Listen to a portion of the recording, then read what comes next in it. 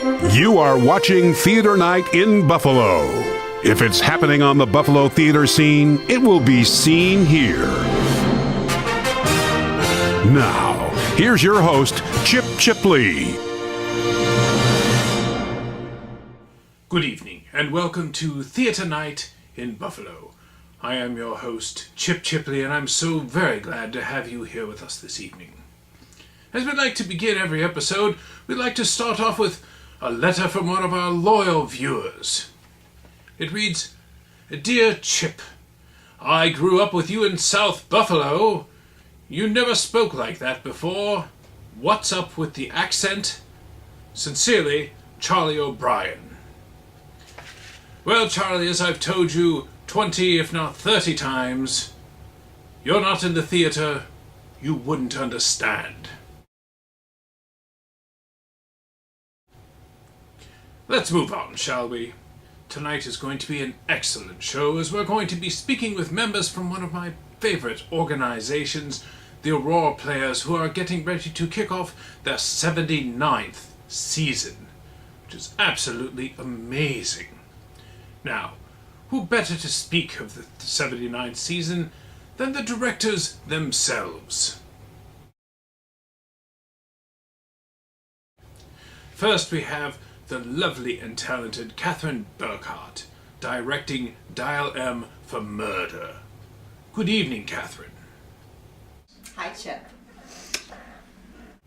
Next, we have the truly magnificent director Mark David Skur making his triumphant return to the Aurora Players in You Can't Take It With You. Welcome. Pleasure to be with you, Chip. And last, we have David Hall directing some play by Alfred Hitchcock. Agatha Christie. Well, someone is sensitive. Now, in full disclosure, David and I go way back. In fact, I recently auditioned for him for a funny thing happened on the way to the form in which I did not get a part. Oh, I thought you looked familiar.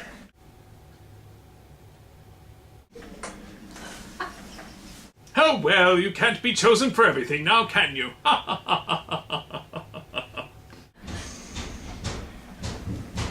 Now, Catherine, it has been quite a while since I have seen Dial M for Murder. Could you please summarize it for me? Well, Chip, it's a dramatic thriller. It's set in London. Tony and Margot Wendis are a married couple, a British couple, and it's been a bit of a love triangle going on. Tony's actually quit professional tennis to kind of be a house husband to Margot, when in fact she's been having an affair with an American boyfriend. Kind of goes on from there. I don't want to reveal too much, but it's very dramatic and very wonderful. Oh my, how suspenseful! I must say, one thing that surprised me, Catherine, was the fact that telephones back then had an M on it that you could dial when someone was murdered. There must have been an awfully lot of murders back then to require such a button. Well, actually, Chip, there weren't buttons on phones, and that didn't ever happen. I'm not sure what you mean by that. You couldn't dial M for murder. Never mind. Well, whatever you say, but it's very, very confusing for me, my dear. Now, I understand you brought a cast member with you this evening. Yes, actually, Aurora Bonenberg plays Margot Wendis, and she's here with us today. Welcome, Aurora. You look stunning as always. Now, Aurora, I understand you worked with David last year in a show, and now you are working with Catherine in this one.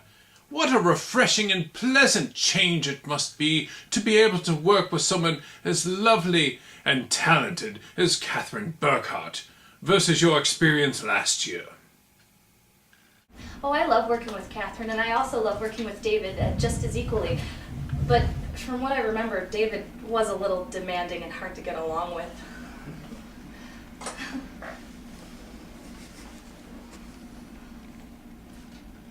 Yes, I sensed that about him last time when I auditioned for him.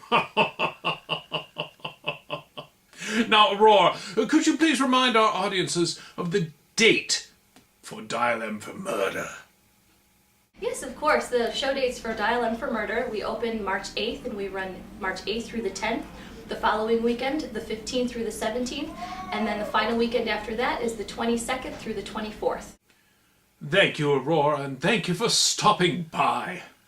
Now, next, we have the honor and the privilege of speaking with Mr. Mark David Skura. Now, tell me, could I just call you MDS for short?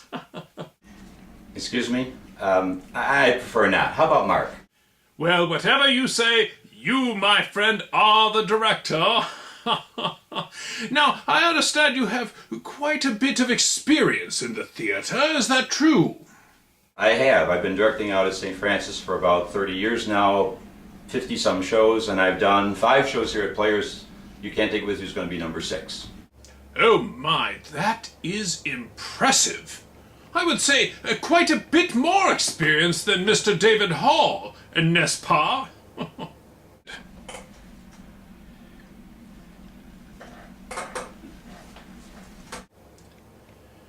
Now, Mark, I must make a confession. I am not very familiar with this play. Could you please tell me and our audience a little bit about it? You Can't Take It With You is really one of those classic comedies. It really deals with the encounter of 2 families, the Sycamore family, who's very eccentric. They really do whatever they choose to do, whether it be building fireworks in the basement or baking love dreams in the kitchen or writing a great American novel. And the Kirbys, who are very conservative, very uptight, very straight-laced, when Alice Sycamore and Tony Kirby fall in love, they decide their 2 families need to meet, and so they set up a dinner date. Unfortunately, the Kirbys show up a day early, and the results are interesting. It sounds like a laugh riot, Mark. Now, I think I have a question that all of our audience members are going to have, and that is, why can't I? Excuse me? Why can't I what? Well, you know, why can't I take it with me? It's mine, after all. It doesn't seem very fair to me. Well, the show isn't really about what you can and cannot take with you. It's just the title of the play.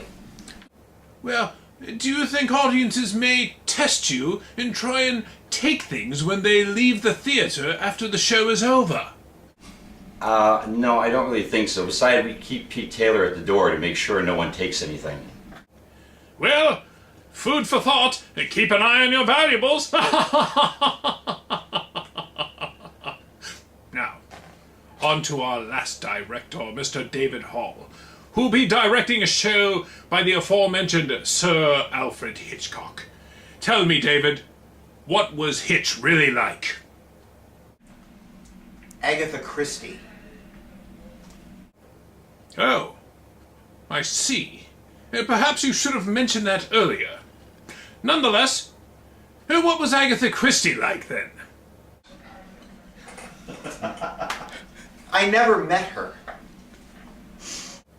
Oh, how awkward. I had you pegged for her generation.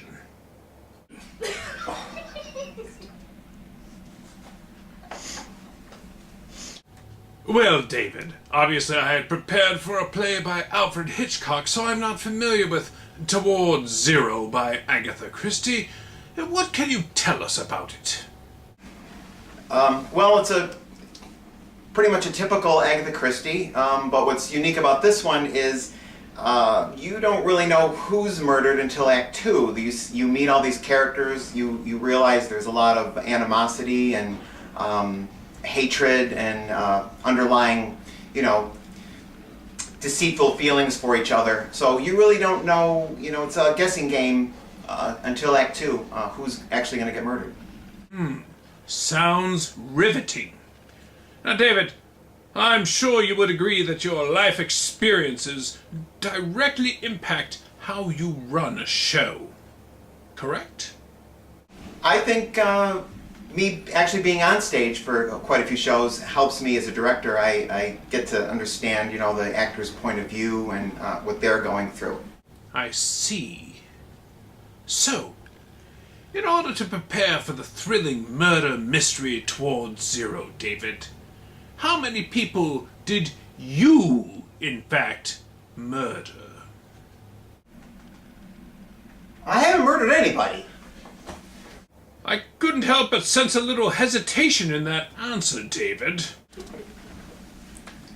That's all right. I'm sure the show will be perfectly good, just like it was directed by a real murderer, David.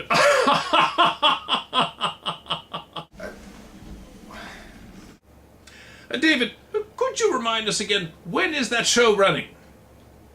We open October 11th for a couple weeks, I don't know. Excellent. Well, perhaps I'll see you at auditions, old chap.